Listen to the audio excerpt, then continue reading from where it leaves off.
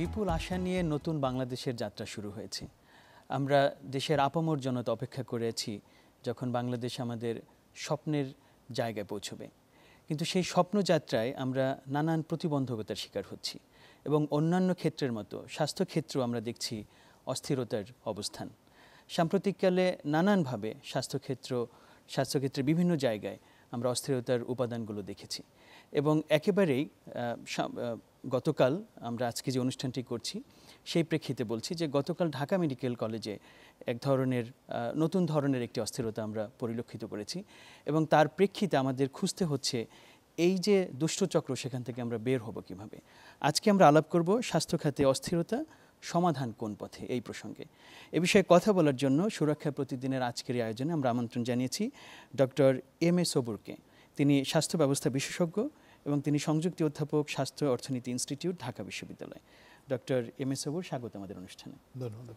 আমরা যেটা বলছিলাম যে বিপুল আশা উৎসাহ সব কিছু আমাদের ভেতরে একেবারে বড় রকমের একটা উৎসাহ তৈরি করেছে, কিন্তু এই যে কিছু কিছু ঘটনা আমাদেরকে পিছিয়ে রাখছে সেই প্রসঙ্গে আমরা একটু যাব। কিন্তু তার আগে একেবারেই ঢাকা মেডিকেল কলেজের যে ঘটনাটি ঘটলো, জরুরি বিভাগে ঢুকে আমরা দেখেছি যে ডাক্তারদেরকে আক্রমণ করা হয়েছে এবং অতীতের আক্রমণগুলোর তুলনায় একটু বীভৎস ছিল এইবারকার ঘটনা।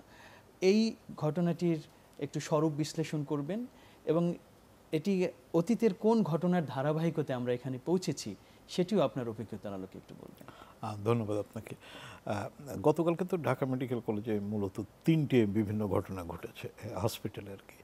তো যেটা আপনি বলছেন যে জরুরি বিভাগে যে চাপাতি নিয়ে যতটুকু আমি খবর পেয়েছি বা যতটুকু শুনেছি সেটা হচ্ছে যে মূলত কোনো আক্রান্ত ব্যক্তি আহত হয়ে ওখানে চিকিৎসার জন্য এসছিলেন, যারা তাদেরকে আহত করেছে তারা তার মৃত্যুটা নিশ্চিত করার জন্য তার উপর আবার আক্রমণ করতে এসছে এবং যেহেতু ওখানে ডাক্তার নার্সরা তাকে চিকিৎসা দিচ্ছিলেন সুতরাং সেই আক্রমণের শিকার বা টার্গেট তারাও পরিণত হচ্ছে।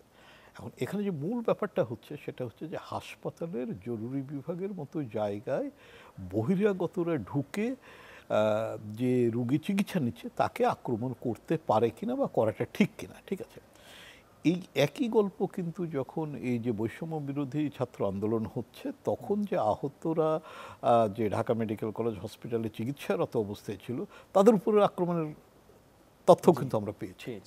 তার মানে কেউ ইচ্ছা করলে হাসপাতালে ঢুকে যাকে খুশি আক্রমণ করতে পারে, এইটা একটা ব্যাপার হয়ে দাঁড়িয়েছে। এখানে কোনো রকম প্রতিরক্ষা ব্যূহ কাজ করে না। ঠিক আছে, তো এইটাই হচ্ছে একটা মানে আমাদের কি বলবো দুরবস্থা, যে যেটা স্বাস্থ্য সেবার যে জায়গাটা, তার কারণ হচ্ছে কি যে মারপিট করছে বাইরে করছে, কিন্তু হাসপাতালের ভিতর ঢুকলে সেটি নিরাপদ জায়গা। হাসপাতালে পৌঁছে গেলে রুগীর জন্য এটা নিরাপদ এবং ডাক্তার নার্স সবারই একটা দায়িত্ব হয়ে যায় কিন্তু রুগীর নিরাপত্তার বিধান করা। কিন্তু সমস্যা হচ্ছে যে ডাক্তার নার্সের হাতে তো অস্ত্র থাকে না, তার মানে কাউকে এই চিকিৎসা কর্মীদেরকে নিরাপত্তার ব্যবস্থা করতে হবে। দুর্ভাগ্যজনকভাবে এই জিনিসটা আমরা কখনো করি নাই। আপনি খেয়াল করে দেখবেন আমাদের রেলওয়ে পুলিশ আছে, ট্যুরিস্ট পুলিশ আছে, ইন্ডাস্ট্রিয়াল পুলিশ আছে, এমনকি এই যে মেট্রো রেল করা হলো তার জন্য আলাদা পুলিশ করা হলো। তাহলে হাসপাতাল পুলিশ থাকবে না কেন? এই যে বিশাল হাসপাতাল, মানে ঢাকা মেডিকেল কলেজ হাসপাতাল আমরা এখানে প্রতীকী হিসাবে দেখছি, কিন্তু শুধুমাত্র সরকারি হাসপাতালগুলোতে প্রতিনিয়ত এই ঘটনা ঘটছে। বিশেষত রাতের শিফটে যে সমস্ত কর্মীরা, আমাদের এখনও কলকাতার মতোই আরজি করের ঘটনা ঘটেনি, কিন্তু ঘটতে কতক্ষণ নিরাপত্তা যদি আমরা ঠিক না করি।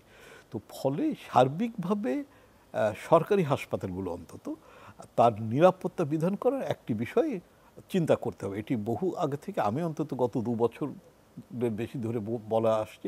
প্রথম যখন বলেছিলাম হাসপাতাল পুলিশ, সবাই হেসেছিল, হাসপাতাল আবার পুলিশ হয় কী করে। তো এখন দেখেন আজকে যদি আমার হাসপাতালে পুলিশ থাকতো এবং এই পুলিশ কিন্তু হাসপাতালের বাইরে পাহারা দিলে হবে না, ওটির সামনে আক্রমণ করেছে, তার মানে এই ঢাকা মেডিকেল কলেজ হাসপাতালের করিডোর কয় কিলোমিটার হবে, সব করিডোরগুলো যদি আপনি যোগ করেন তো ওখানেও একটা টহলের ব্যবস্থা থাকতে হবে। মানে আমার স্বাস্থ্যকর্মীরা যাতে নিরাপত্তার সাথে সেবাটা দিতে পারেন, সেবাটা বোধ করেন যে আমি এখানে নিরাপদ, হ্যাঁ, তখনই তো সে সেবা দিতে উদ্বুদ্ধ হবে এবং মনোপ্রাণ ঢেলে উনি যদি বিশেষত নারী কর্মী যারা আছেন, আমাদের নার্সরা যারা আছেন, তারা যদি নিজেদেরকে নিরাপদ মনে করতে না পারেন, তাহলে সেটা সেবাকে বিঘ্নিত করবে এবং বিঘ্নিত করেও এটাও। তো ফলে সার্বিকভাবে হাসপাতালগুলোর একটা নিরাপত্তা এই জায়গাটাতে আমরা হাত দিই নাই, কিন্তু দেওয়া দরকার। আপনি যদি, আমি যে উদাহরণ দিলাম অন্য উদাহরণ, আমরা ওই দিকটা একটু আসবো, কিন্তু এটাও বোধহয় আপনি যেটা বলছেন যে গত প্রায় 2 বছর ধরে আপনি যেমন স্বাস্থ্য পুলিশের কথা বলে এসেছেন বা হাসপাতাল পুলিশের কথা, সেটা নিশ্চয়ই একটা ধারাবাহিকতার উপর ভিত্তি করে। অর্থাৎ আমরা ঢাকা মেডিকেল কলেজে সাম্প্রতিক যে আক্রমণটা দেখেছি, এটি নতুন কোনো ঘটনা কিন্তু না। আমরা নানান সময় আমরা দেখেছি, বৈষম্য বিরোধী আন্দোলনের সময় যেমন, তার আগেও ডাক্তাররা অথবা স্বাস্থ্যসেবার সাথে যারা নিযুক্ত আছেন, যেসব স্বাস্থ্যকর্মীরা, তারা বেশ সহজ টার্গেটে পরিণত হচ্ছেন নানান কারণেই। এখানে আমাদের জনগণের একটি দায় কতখানি আছে বা তাদের দায়িত্ব কতখানি আছে, এই প্রসঙ্গে একটু আসতে চাই। কারণ ধরে নিলাম যে ঢাকা মেডিকেল কলেজে একটি গোষ্ঠী তাদের উদ্দেশ্য হাসিলের জন্য করছিলেন, কিন্তু আমরা অতীতে অনেক সময় দেখেছি যে হয়তো খুব গুরুতর অসুস্থ একজন রোগী মারা গিয়েছেন এবং তখন চিকিৎসার অবহেলার অভিযোগ আনা হয়েছে এবং ডাক্তারের উপর আক্রমণ হয়েছে। এই ঘটনা বাংলাদেশে বহুবার হয়েছে। এখানে মূল সংকটটা কোথায়? আস্থার সংকট নাকি অন্য কিছু এখানে অবস্থান করছে? আপনাকে একটু বুঝতে হবে যে হাসপাতাল নিয়ে এক ধরনের, আমি যেটা বলি যে মিথ আছে, কিন্তু রিয়েলিটিটা আলাদা। ঠিক আছে, মিথটা কি? রোগী এবং রোগীর স্বজনরা মনে করে হাসপাতালে গেলেই সম্পূর্ণ সুস্থ হয়ে বাড়ি আসবো। কিন্তু রিয়েলিটি হচ্ছে অধিকাংশ রোগী হয়তো সুস্থ হয়ে বাড়ি ফেরত যাবে, কিন্তু অল্প সংখ্যক রোগীও মারা যাবে। এই রিয়েলিটিটা কিন্তু কোনো আত্মীয় স্বজন বা রোগীর লোক মানতে চায় না, কিন্তু এটাই রিয়েলিটি। সুস্থ হয়ে বাড়ি যাবে, সম্পূর্ণ সুস্থ হয়ে হয়তো বাড়ি যাবে না, কিছুটা বিকলাঙ্গতা নিয়ে পারে। কিন্তু আপনি যত রোগী হাসপাতালে যায়, প্রত্যেকের প্রত্যাশা হচ্ছে যে আমি স্বল্পতম সময়ে সম্পূর্ণ ভালো হয়ে বাড়ি যাব। এটা গেল একটা।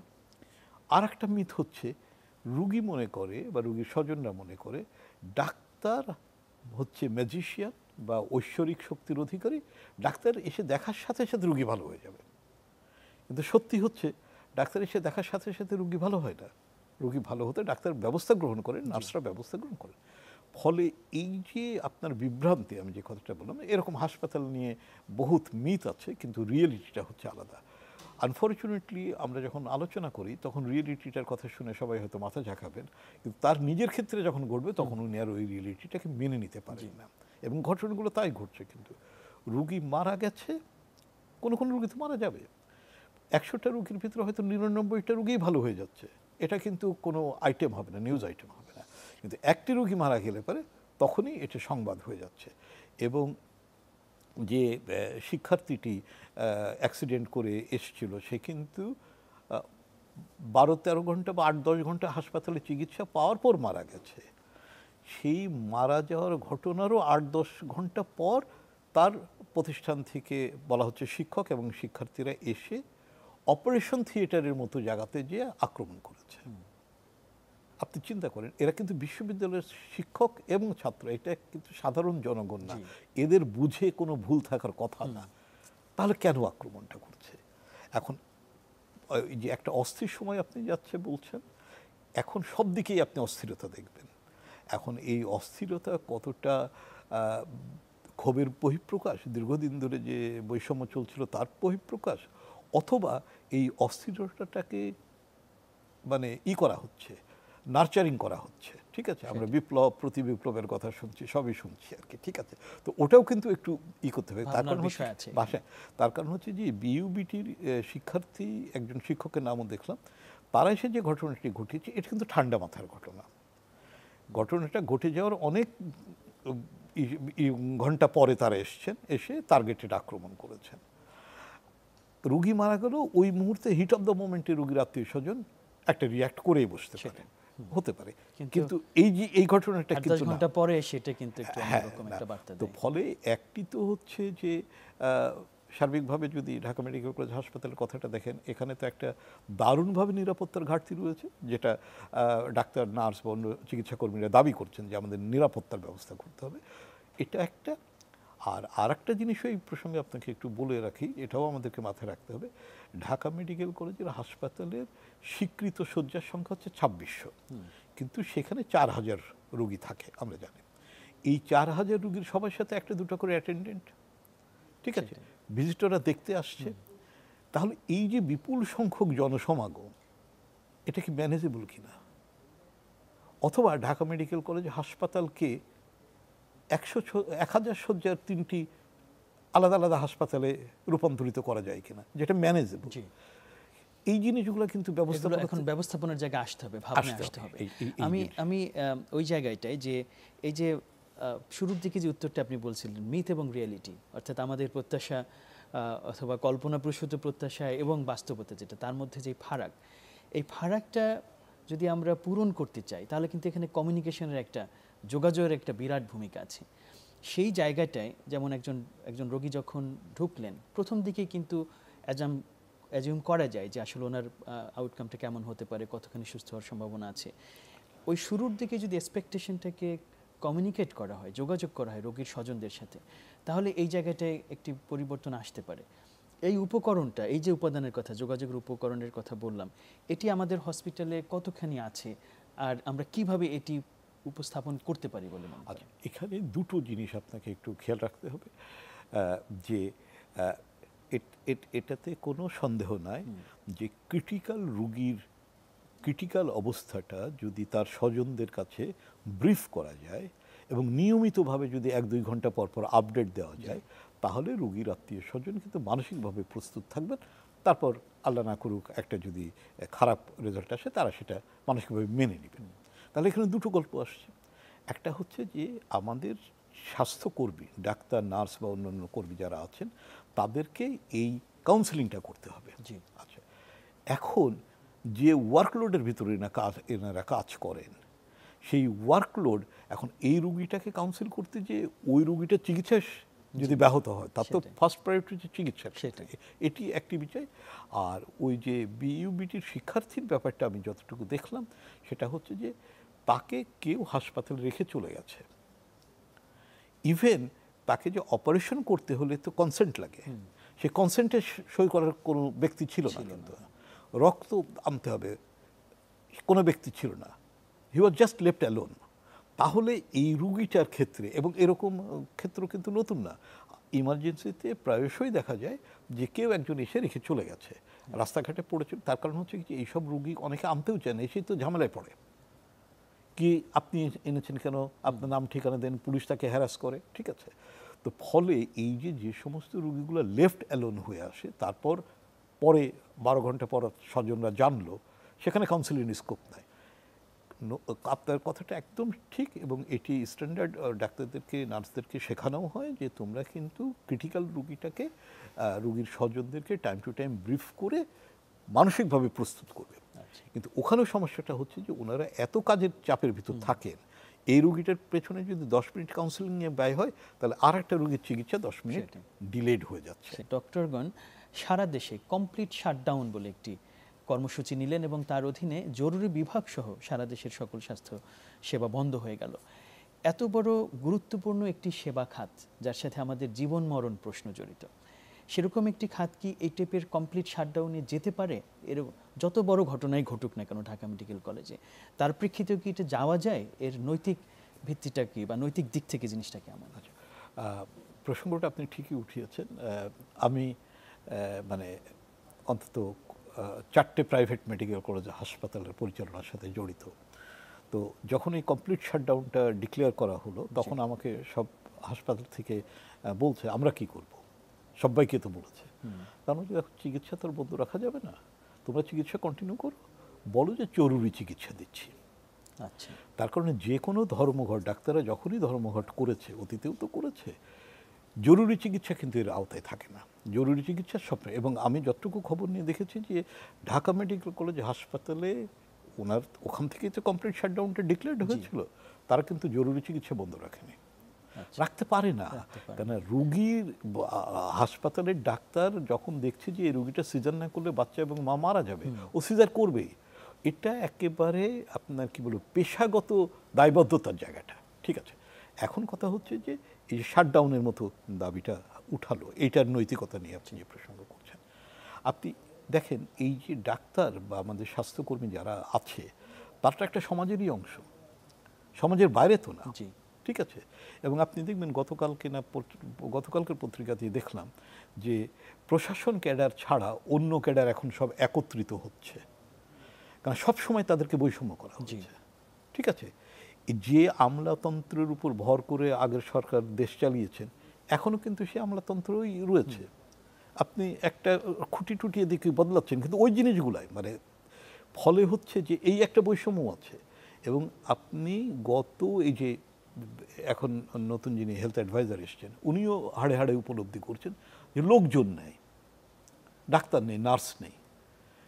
গত 15 বছরে কতগুলো র্যাবের ব্যাটালিয়ান ইরেক্ট হয়েছে, কতগুলো নতুন সেনানিবাস তৈরি হয়েছে, 10-12 হাজার পুলিশে রিক্রুট হয়েছে, হাসপাতাল নতুন হয়েছে, হাসপাতালের শয্যা সংখ্যা বেড়েছে। তাহলে ডাক্তার, নার্স, এবং আমি এটা দায়িত্ব নিয়ে বলছি যে ডিজি অফিসের লোকজন প্রস্তাব নিয়ে যেতেই ভয় পায়। কোনো সাহস করে প্রস্তাব নিয়ে গেলে মন্ত্রণালয়ের সচিব আগে প্রস্তাব কেটে দেয়। আমি তো একদিন বলেছিলাম যে পুলিশ যখন প্রস্তাব নিয়ে আসে তখন তো কাটতে পারেন না, তখন লাঠির ভয় থাকে। তো এখন ডাক্তারের হাতে তো কিছু নেই, ডাক্তার কি তাহলে আইসিইউর মাস্ক খুলে রাখবে? তার হাতে তো ওইটাই আছে। ফলে দেখেন সমাজ শিখাচ্ছে যে জোর যার মুল্লুক তার, এবং জোর যার মুল্লুক তার সেটা কিন্তু প্রতিষ্ঠিত। পদ নেই, এতগুলা পুলিশ প্রমোশন পাচ্ছে, পদ নেই এতগুলো এই সরকার হিসেবে কিন্তু অতিরিক্ত সচিব প্রমোশন দিয়েছে, বলছে যে বৈষম্য হয়েছিল বলে প্রমোশন দিচ্ছে। আর ভাই পদ না থাকলে প্রমোশন হয় কি করে?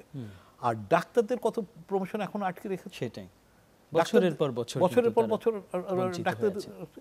তো ফলে সমাজের কাছ থেকে যখন এই পেশাজীবীরা বঞ্চনা পেতে পেতে থাকে, তখন তারা রেশনাল বিহেভটা করে না, তখন এই ইররেশনাল বিহেভটা আসে। এই বিহেভটা আমি জাস্টিফাই করছি না, কিন্তু আমি প্রেক্ষাপট বিচার করার চেষ্টা করছি যে কোন পরিস্থিতিতে কতটা নাজুক অবস্থায় গেলে পারে তারা কমপ্লিট শাটডাউনের ডাকটা দেয়, পিঠে দেওয়াল কোন পর্যায়ে ঠেকে গেলে। এবং তারা তো বলছে যে আমরা তো 12-13 ঘন্টা দেখলাম, কেউ তো আমাদের সাহায্যতে আসলো না, পরপর ইনসিডেন্ট ঘটে যাচ্ছে একটার পর একটা। তো আর 5টা ডাক্তার মারা যাওয়ার আগে অন্তত আমরা নিজেদেরকে প্রোটেক্ট করার চেষ্টা করি। ফলে এই জায়গাটাকে যদি আমরা সংস্কার করতে চাই, যে কথাটা বারবার হচ্ছে, তাহলে কিন্তু কিছু প্রোঅ্যাক্টিভ রোল সমাজকে পালন করতে হবে। এই যে কারণে এরকম আন্দোলনের ডাক ডাক্তাররা দিচ্ছে বা স্বাস্থ্যকর্মীরা দিচ্ছে, সেই অবস্থার থেকে তাদের পরিবর্তন কিন্তু করতে হবে।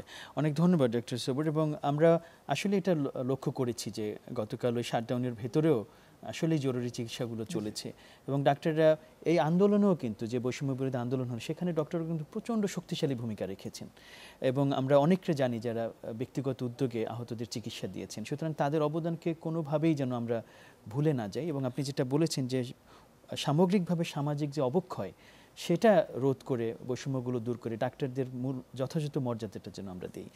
আমরা আরেকটি প্রসঙ্গে একটু আসি, এই স্বাস্থ্যখাতের ক্ষেত্রে ভীষণভাবে সম্পর্কিত। আমাদের যে ডিজি হেলথ বলে যে একটি প্রতিষ্ঠান, যার মাধ্যমে মূলত বাংলাদেশের প্রায় স্বাস্থ্যক্ষেত্রের বিরাট একটি অংশ নিয়ন্ত্রিত হয়, সেখানে একজন মহাপরিচালক নিয়োগ দিয়েছে এই সরকার এসে, কিন্তু তিনি এখনও শান্তিমতো তার অফিস করতে পারছেন না, জানা মতো এখনও অফিসে বসতে পারছেন না, এবং এটির একটি রাজনৈতিক একটা রূপ লাভ করেছে। এই সময়টা এসে আমরা কি এই সংকীর্ণ রাজনীতির ঊর্ধ্বে উঠে সত্যিকার অর্থে স্বাস্থ্য ব্যবস্থার সংস্কার সামনে রেখে আগাতে পারতাম না? আমরা এই আটকে গেলাম কেন এখানে? আমরা আটকে গেলাম এই কারণে যে আপনার 1990-এর আগের কথা নয়, বাদই দিলাম, 1990-এ এরশাদ পতনের পর যে আমরা গণতন্ত্রের সুবাসটা পেলাম, প্রত্যাশা করেছিলাম, আসলে গণতন্ত্র আসেনি, আসলে দলীয় শাসন। ঠিক আছে, হয় এই দল খাচ্ছে, না আরেক দল খাচ্ছে।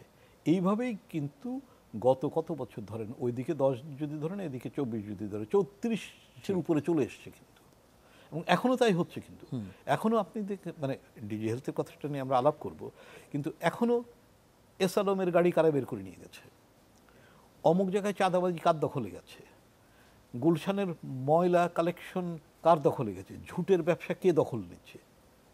এই যে দলীয়করণের গল্পটা, 34 বছর ধরে যে দলীয়করণের গল্প হচ্ছে, এই গল্প, এই যে এখন যারা রুবেদ আমিন সাহেবের বিরুদ্ধে কথা বলছে, আমি তো দেখছি যে কিছু ডাক্তার আছে এবং তারা ওই ফিক্সড কিছু 30, 35, 40 জন মানুষ, তাদের কাজই হচ্ছে সকাল 9টায় যে ডিজি অফিসের সিঁড়িতে বসে ব্যানার একটা নিয়ে। আমি অনেকের সাথে কথা বলেছি, যে দেখেন ডক্টর রুবেদ আমিনকে আমি সাপোর্ট করছি না, কিন্তু আমাকে একটা নাম বলেন যে রুবেদ আমিনের চাইতে ভালো হবে। আচ্ছা, কেউ কিন্তু বলতে পারেনি। ঠিক আছে, এখন কথা হচ্ছে যে অন্তর্বর্তীকালীন সরকারের হাতে অপশনটা কি? কাউকে তো ওখানে বসাতে হবে, কাউকে দিয়ে তো চালাতে হবে। এবং খেয়াল করে দেখেন, খুব মজা লাগলো আমার যে সম্প্রতি একজন অতিরিক্ত মহাপরিচালকের পোস্টিং হচ্ছে। ঠিক আছে, আমি প্রথম বুঝতে পারিনি, দেখেছি বুঝতে পারিনি। তারপর একজন বললো যে আরে ও তো অমুক, মানে তিনি কিন্তু এই অধিদপ্তরেই 8-10 বছর না হলে 5-7 বছর ধরে পরিচালকগিরি করেছেন। মাঝে একটু সরে যেয়ে ময়মনসিংহে পোস্টিং নিয়েছিলেন, তিনি অতিরিক্ত মহাপরিচালক হয়ে চলে আসলেন। সেটাই। রুবেদ আমিনকে যদি মহাপরিচালক না করা হতো, উনি যদি পরিচালক হিসেবেই থেকে যেতেন, আমি নিশ্চিত খুব বেশি কিন্তু মানুষজন তার নিয়ে কথা হতো না। না। তার মানে there are people who are aspiring to be the DG. জি, ঠিক আছে, এখন যিনি অ্যাসপায়ার করুন না কেন, তাদের আমলে তারা কিভাবে স্বাস্থ্য প্রশাসনটা চালিয়েছে ইতিহাস তো আমাদের চোখের সামনে রয়েছে। তারা যে একেবারে স্বর্গ বানিয়ে দিয়েছিল স্বাস্থ্য অধিদপ্তরকে, তো তা তো না। এবং 2009-এ যখন আওয়ামী লীগ সরকার আসলেন, তত্ত্বাবধায়ক সরকারের কি বলে মিলিটারি ব্যাকড গভর্নমেন্টের পরে, ডিজি অফিসের গল্পটা কি হয়েছিল? নাম ধরে বলছি, প্রফেসর শাহমনির তদানীন্তন ডিজি ফয়েজ সাহেবকে চেয়ার থেকে বের করে দিয়েছিলেন না উঠিয়ে। প্রফেসর ফয়েজ সাহেব কিন্তু ইচ্ছা করে ডিজি হননি, উনি ডিজি হওয়ার আগে কিন্তু ঢাকা মেডিকেল কলেজের প্রিন্সিপাল ছিলেন, এবং উনি বাংলাদেশে স্বীকৃত একজন মেডিসিনের প্রফেসর, সবাই তাকে সম্মান করেন। আমি যখন শাহমনি সাহেব, এবং তাকে বদলি করে মিটফোর্ডে দিল, মিটফোর্ডে হেড অফ দ্য ডিপার্টমেন্টও করেন, একটা প্রফেসর দিয়েছে। আমি শাহমনিকে নিজেই জিজ্ঞাসা করেছিলাম যে ঠিক আছে, ফয়েজ সাহেবকে সরিয়ে দিয়েছেন, আপনাদের খাওয়ার সময় এখন খান, তো ওনাকে তো একটু সম্মানের সাথে রাখতে পারতেন। তার উত্তর ছিল ঢাকার বাইরে দিই নাই তো, ওরা সিটিটা দেখে কতখানি ঠিক আছে, নিচু মানসিকতা আসলে। এবং এই 15 বছর ধরে তারা কি লুটপাট করেছে, তার আগে যারা ছিলেন তারা কি লুটপাট করেছে, সবার গল্পই তো আমাদের কাছে আছে। সবার আমল নামায় তো সব বন্ধু বান্ধব পরিচিত, সব বলতে চাচ্ছি না, কিন্তু প্রত্যেকের আমল নামাই বলে দিতে পারবো। সুতরাং এখন যারা রুবেদ আমিনের বিরুদ্ধে কথা বলছেন, তারা কাদের বসাতে চাচ্ছেন, তাদের আমল নামাটা একটু আমরা সামনে নিয়ে আসি দেখি। সমস্যা হচ্ছে এখানে যেটা হয়েছে যে এই যে ছাত্র জনতার গণ অভ্যুত্থানে একটা নতুন বাংলাদেশ তৈরি করার যে অপরিসীম সম্ভাবনা এসছে, এটা বারবার হোঁচট খাচ্ছে ব্যক্তিগত স্বার্থের কাছে। সেটাই, অমুককে ডিজি বসালে আমি এই সুবিধাটা পাবো, হয়তো ডিলও হয়ে যেতে পারে, আমি অবাক হব না যদি টাকা পয়সার ডিলের গল্প আসে। ঠিক আছে, কারণ স্বাস্থ্য খাতের একটা অসুবিধা হচ্ছে যে এখানে ডাক্তাররা মোটামুটি ভালো রোজগারপাতি করে, এবং ভালো রোজগারপাতি করে বলে ভালো পয়সা খরচও করে। ঢাকাতে একটা প্রফেসরের পোস্টিং 8-10 লাখ টাকায় বিক্রি হয়। ঠিক আছে, এগুলো হয় কেন? অন্য সরকারি চাকরিতে তো হয় না। তার কারণ হচ্ছে যে এখানে আছে। তো ফলে এই যে এটা এখন সমস্যা যেটা হচ্ছে যে আমাদের যে সরকার শক্ত হাতে সব কিছু যে দমন করবেন, সেই শক্তিশালী হওয়ার ব্যাপারটা এত সমস্যা, কয় দিকে নজর দিবেন। ঠিক আছে, আজকেই ব্যতিব্যস্ত হয়ে গেছে। আজকেই দেখছিলাম প্রথম আলোতে বর্তমান উপদেষ্টার একটা সাক্ষাৎকার পড়ছিলাম। উনি এই যে বন্যা আসলো, বন্যার দিকে নজর দিতে হচ্ছে। ঠিক আছে, যারা আহত হচ্ছে তাদের চিকিৎসার দিকে নজর দিতে হচ্ছে। তো ফলে ওখানে মানুষ, প্রথম কথা হচ্ছে যে মানুষ বসাতেই 2-3 দিন লেগেছে, তাকে যাকে অর্ডার করেছে তাকে বসতে দিচ্ছে না। মানে সরকার ইচ্ছে করে বসতে না দেওয়ার কোনো কারণ নেই, কারণ মানে বল প্রয়োগই করা যায়, সেটা আলাদা কথা। কিন্তু ব্যাপারটা যেটা হচ্ছে যে যারা এই আপত্তি উঠাচ্ছেন, এবং আপনি যদি হিসাব করেন এগুলা তো যে আগে কারা আসবে, এই যে 35-40টা মানুষ প্রতিদিন 8 ঘন্টা বা 6 ঘন্টা ওখানে ব্যয় করছে, এদের খাওয়া দাওয়ার পয়সা আসছে কোত্থেকে, এদের ব্যানারের পয়সা কে দিয়েছে, এদের যে মেগাফোন নিয়ে কথা বলছে এর পয়সা কোত্থেকে আসছে, এগুলো খোঁজ করলেই তো বেরিয়ে যাবে যে কোন উদ্দেশ্যে করছে। ঠিক আছে, তো এইটা একটা দুর্ভাগ্যজনক যে আমরা সবটা, যে একটা কথা বলেন যে কারোর পৌষ মাস কারোর সর্বনাশ, every crisis brings an opportunity.